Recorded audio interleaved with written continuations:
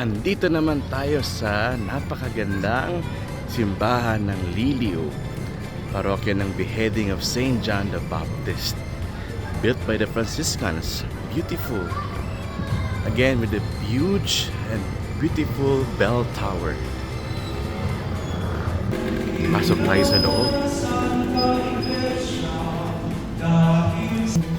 Makikita natin dito ang imay ni Saint Bonaventure na according sa archive ay nag-shed ng blood.